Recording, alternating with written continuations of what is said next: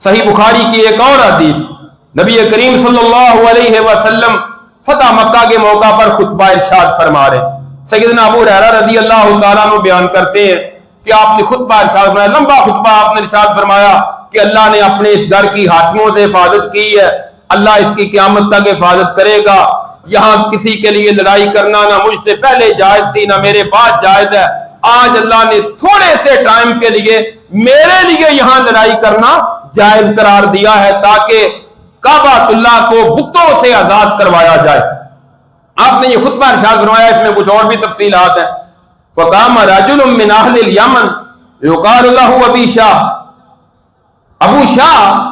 یمن والوں کی طرف سے، یمن سے آیا ہوا ایک بندہ تھا، اس کا نام تھا یا کنیت تھی ابو شاہ۔ وہ کھڑا ہوا مجمع سے، کہنے لگا اللہ کے رسول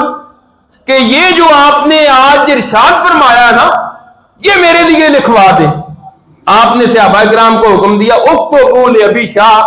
ابو شاہ کو یہ میرے فرامین لکھ کر دے دو، اور پھر آپ کے حکم پر وہ آپ کی حدیث لکھ کر ابو شاہ رضی اللہ تعالیٰ عنہ کو دے دی گئی۔ اللہ کے رسول نے خود نہیں فرمایا کہ حدیثیں میری لکھ کے دے دو؟